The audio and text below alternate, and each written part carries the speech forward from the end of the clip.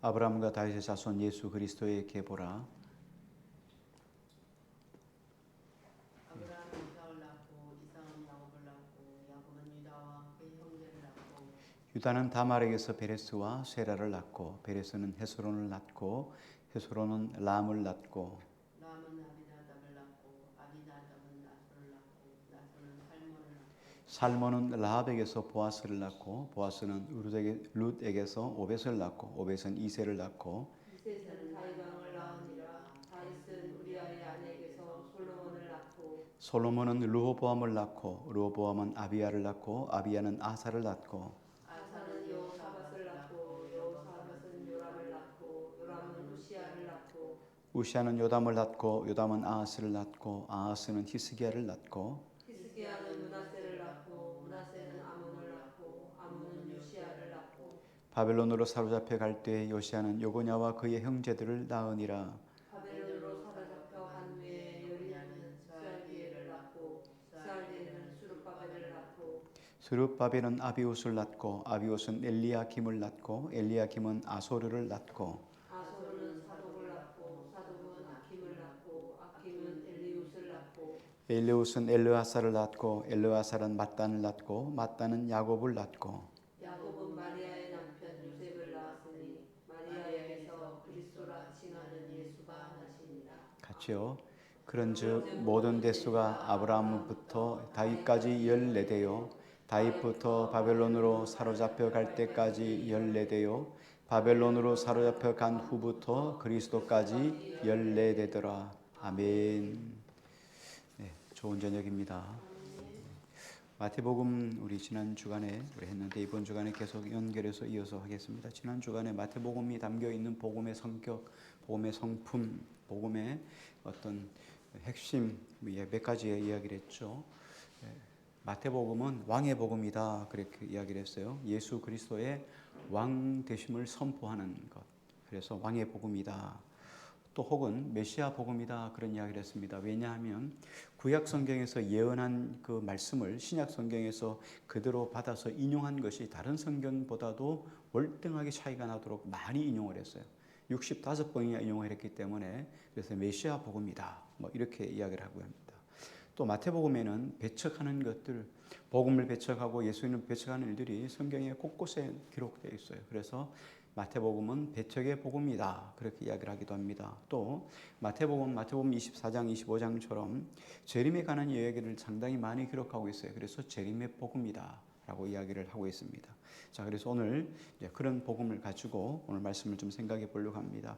우리 한번 1절만 같이 한번 읽겠습니다. 1절요 시작. 아브라함과 다윗의 자손 예수 그리스도의 계보라.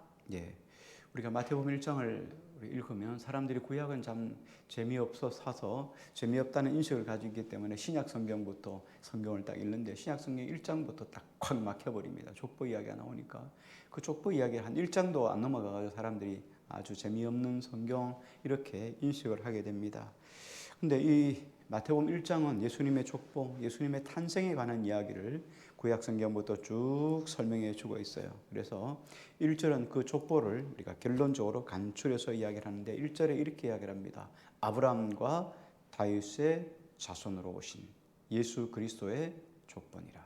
이렇게 이야기를 하고 있죠. 그래서 아브라함 이야기를 하고 다윗의 자손 예수, 다윗을 이야기하고 그 다음에 예수 그리스도를 이야기를 해요. 그래서 오늘 예수님은 아브라함의 자손으로 오셨다 하는 것을 오늘 성경에 강조하고 있습니다. 예수님은 실상 이렇게 말씀하죠. 요한복음도 그렇고 또 마태복음도 초미에도 보면 예수님이 성령으로 잉태되어 마리아에게서 났다 그렇게 이야기를 합니다. 성령으로 잉태됐다는 것은 뭐냐면 남녀 관계를 통해서 태어난 게 아니라 성령의 권능으로 태어났다는 걸 의미해요. 예수님은 성령의 권능으로 이 땅에 태어났어요. 그런데 왜 아브라함의 자손이라 할까? 그렇죠? 사람의 혈통이라면 아브라함의 자손이란 말이 맞잖아요. 근데 예수님은 성령의 권능으로 나왔단 말이죠. 그런데 어떻게 아브라함의 자손이라고 이야기를 하느냐? 예수님의 탄생 역사는 탄생 예고에 관한 역사는 언약은 이미 오래전부터 미리 예고해 놓으셨어요. 창세기 3장에 보면 3장 15절 원시 복음이라고 우리가 이야기를 합니다. 원시 복음인데요. 여인의 후손에서 예수님이 나오실 것이다 말씀합니다. 그래서 여인의 후손이 세상에 태어나기 위해서 아브라함이라고 하는 후손을 통해서, 아브라함의 자손을 통해서 하나님께서 그 후손을 이어갈 것을 예고하실 것을, 이게 나실 것을 예고하셨습니다. 그래서 아브라함을 하나님이 선택해 주신 거예요. 아브라함을 통해서 예수 그리스도가 오실 것이라고 선택해 주고 있어요. 그래서 예수 그리스도의 태어나심에 대해서 우리 몇 가지로 생각해 볼 수 있는데요. 창세기 3장 15절 원시복음이 있죠. 여인의 후손으로 나신 예수님께서 사단의 머리를 칠 것이다. 그렇죠? 사단은 예수님의 발꿈치를 잡아서 잠깐 상처를 줄 수 있지만 예수님은 여인에게서 난 후손은 사단의 머리를 박살낼 것이다 하는 것 원시복음입니다. 자, 그래서 예수님이 오신다는 그 오신 그 통로를 아브라함으로 하나님이 선택하셨다는 거예요. 그래서 마태복음 1장 1절에 보면 예수님의 족보를 기록할 때 아브라함이 그 첫 조상, 육신의 조상으로는 아브라함을 먼저 선택하셨다. 그래서 아브라함과 다윗의 자손 예수 그리스도에 대한 족보라 이야기를 하고 계보라 하고 이야기를 하죠. 자, 그러면 하나님이 왜 아브라함을 선택했을까? 그렇죠? 그 무수한 사람 중에서 왜 하나님이 아브라함을 선택했을까? 아브라함을 선택하는 것은 하나님께서 이스라엘 백성들만 위해서 하나님이 아브라함을 선택한 것이 아니에요. 아브라함을 통해서 하나님 이 땅에 메시아를 보내기 위해서 하나님이 아브라함을 선택하신 거예요. 이스라엘 백성들은 착각을 하죠. 아브라함을 선택하신 것은 우리의 조상, 믿음의 조상 아브라함 때문에 우리만 구원받는다고 생각하는데 그게 아니라는 거예요.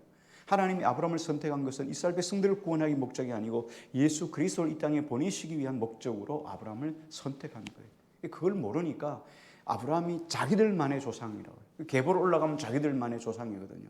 그러니까 자기들만 구원받기 위해서 하나님이 아브라함을 선택하셨다 이렇게 착각을 하는 거예요.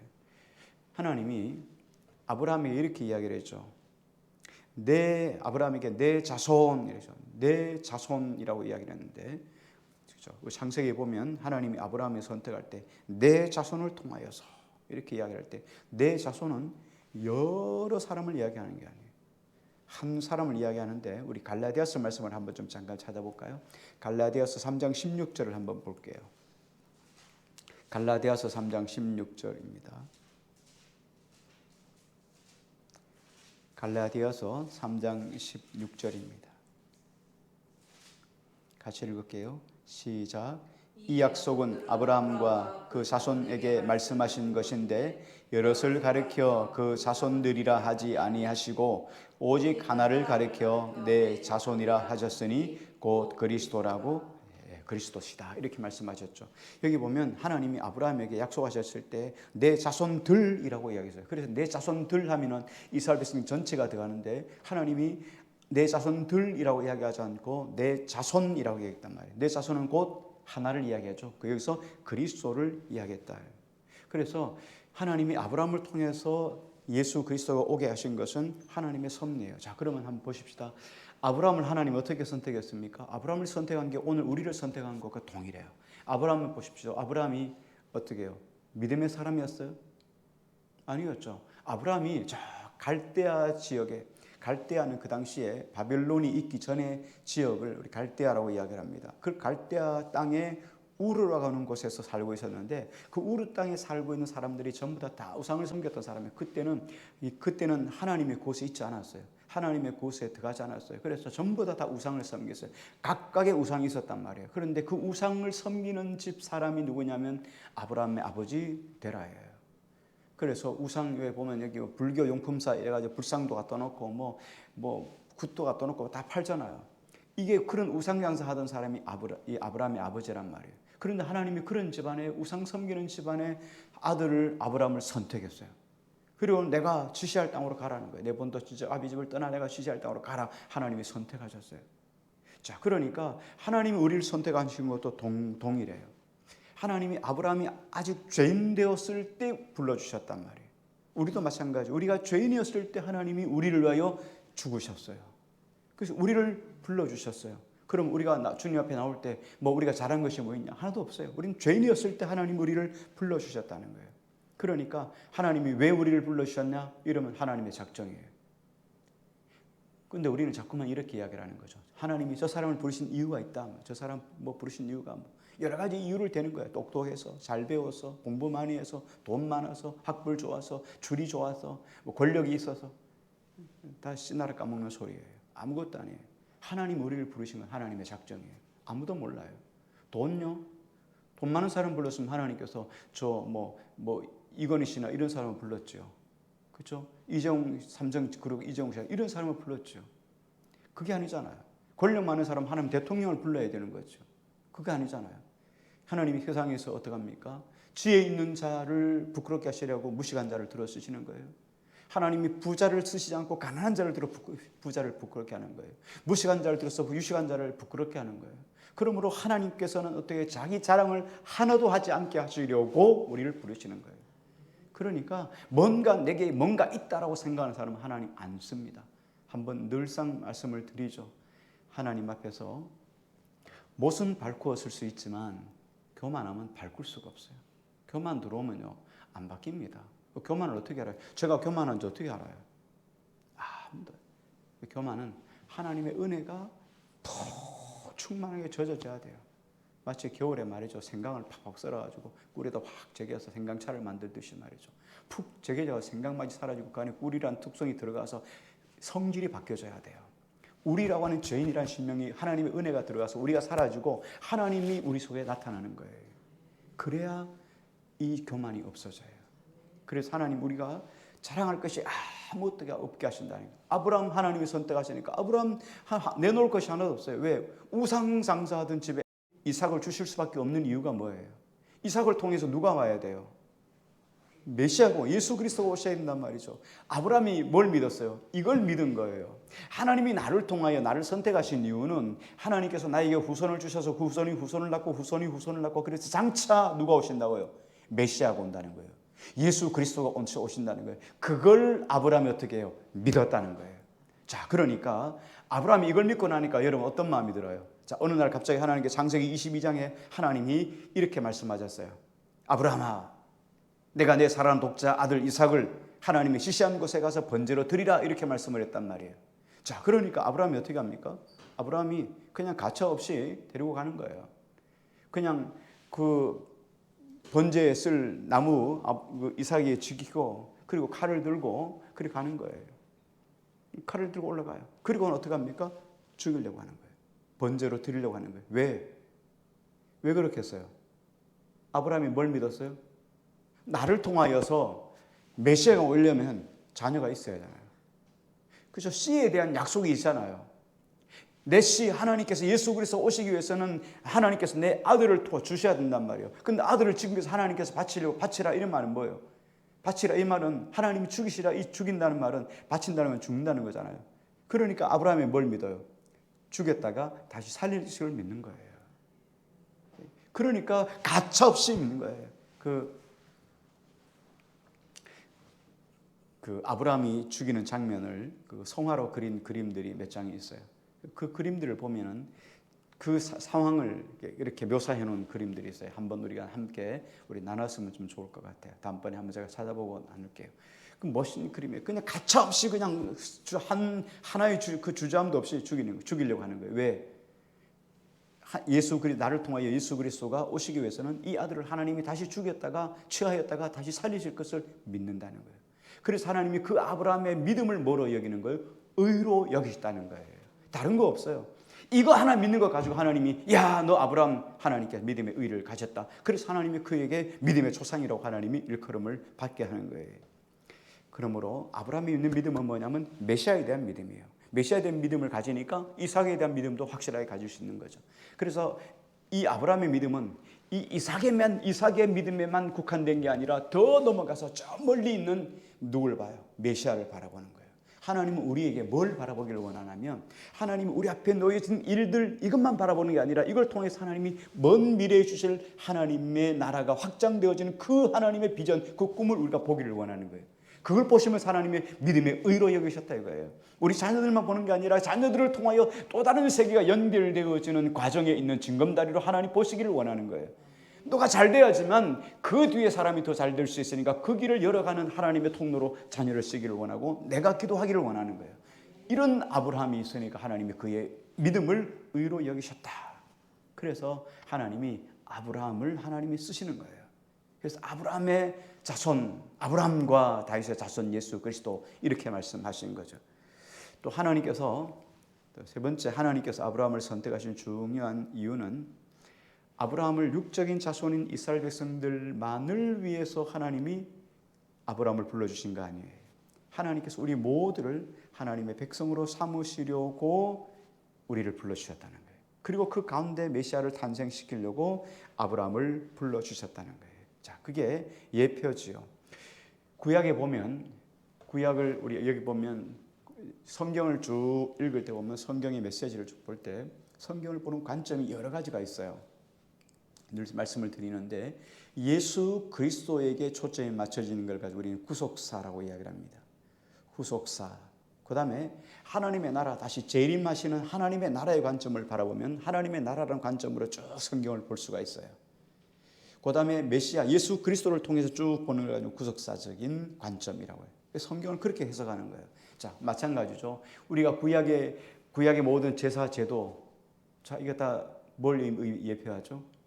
예수 그리스도를 이야기하잖아요. 구약의 어린 양 예수 그리스도, 그 다음에 우리가 제사 드리는 거 예수 그리스도를 통하여 제사함 받는 거 계속 우리에게 뭐예요? 거기다 예표로 우리에게 보여주시는 것이란 말이죠. 만약에 이런 예표가 예수 그리스도가 오시지 않는다면 이런 예표들은 아무 필요가 없는 거예요. 그래서 아브라함을 통해서 주신 모든 것들, 어린 양을 하나님이 예비해 놓으신 것 다 뭐예요? 예수 그리스도를 예비해 놓으신 것. 이거 끊임없이 구속사적인 의미로 우리에게 보여주고 계시다는 거예요. 그래서 아브라함을 하나님께서 그렇게 부르신 것은 오늘 우리 모두를 부르시기 위함이고 또 예수 그리스도를 주시기 위함이라는 거예요. 그래서 아브라함이 정말 중요한 역할을 하는 거예요. 여기 또 한 가지를 보면 아브라함과 다윗의 자손 예수 그리스도라고 이야기합니다. 그러면 왜 아브라함은 믿음의 조상이고 믿음의 계보를 통한 예수 그리스도가 오게 하신다는 것, 이건 확실하게 믿을 수 있어요. 이건 확실하게 이제 알았으니까. 자, 그러면 왜 여기 다윗은 또 들어갈까요? 다윗은 왜 또 들어갈까요? 우린 다윗 이렇게 이야기할 때 다윗은 직함이 뭐죠? 왕이죠, 왕. 그래요. 왕으로 쓰임 받는 거예요. 다윗은 왕이에요. 다윗의 왕권을 통해서 쭉 아브라함부터 계속 내려오죠. 여기 보면 성경에 족보가 쭉 나옵니다. 쭉 나오다 다윗을 통하여 딱 다윗에 딱 걸립니다. 다윗에 딱 걸리면 다윗부터 이제 뭐가 나옵니까? 그다음 왕이에요. 다윗 이스라엘 왕이잖아요. 그 다음에 솔로몬, 르호보암, 계속 왕의 역사예요. 그래서 예수 그리스도는 다윗의 자손을 통해서 오니까 예수님은 누구시라고요? 왕이시다는 거예요. 그 이야기를 하려고 지금 다윗의 자손 예수 그리스도라고 이야기를 하시는 거예요. 그러므로 모든 사람들은 어떻게 해요? 다윗에게 순종했던 것처럼, 왕에게 순종했던 것처럼 예수 그리스도에게 순종해야 되는 거예요. 우리도 마찬가지요. 왕 대신 예수 그리스도에게 온전히 순종하는 거예요. 그래서 성경에 보면 예수 그리스도는 아브라함과 다윗의 자손으로 오신 예수 그리스도 이렇게 이야기를 합니다. 그래서 갈라디아서 3장 29절에 보면 너희가 그리스도의 것이면 곧 아브라함의 자손이요 또 약속대로 유업을 이을 자니라 이렇게 이야기를 합니다. 그래서 오늘 우리가 누구라고요? 아브라함의 자손이라는 거예요. 믿음을 가지면 다 아브라함의 자손이에요. 그러므로 하나님의 자녀가 된다는 것은 혈통의 문제가 아니에요. 그런데 이스라엘 백성들은 뭐라고요? 혈통의 관계를 자꾸 붙잡고 있는 거예요. 그러니까 자기들만 구원받아야 되는데 그들이 예수 그리스도가 하나님의 아들이다 하고는 전파되어서 모든 나라에 들어가가지고 전부 다 예수 그리스도를 통해서 하나님을 믿는다고 말하니까 이스라엘 백성들이 얼마나 화가 나요. 자기들만의 하나님이에요. 자기들만의 신인데 너희들이 왜 하나님을 믿느냐. 언제 메시아를 줬냐. 언제 예수 그리스도를 줬냐 하고 예수 그리스도를 부인하니까 하나님도 부인하는 거예요. 하나님의 신성모독이라 생각하는 거예요. 그러니까 자기들만 꼭 뭉쳐서 자기들만 구원받는 하나님의 자녀라고 하나님의 자손이라고 이야기하는 거예요. 왜? 혈통으로만 이야기를 하니까. 혈통이 아니고 오늘 우리에게 주신 것은 뭐예요? 혈통이 아니라 하나님의 자녀가 된다는 것은 하나님의 방법이에요. 하나님의 작정대로 아브라함을 그렇게 선택하셨듯이 하나님 우리를 죄인 되었을 때 우리를 부르셔서 하나님의 자녀 삼아주신 거예요. 그래서 오늘 우리가 혈통으로 구원받는 게 아니고 하나님의 방법, 믿음으로 구원받는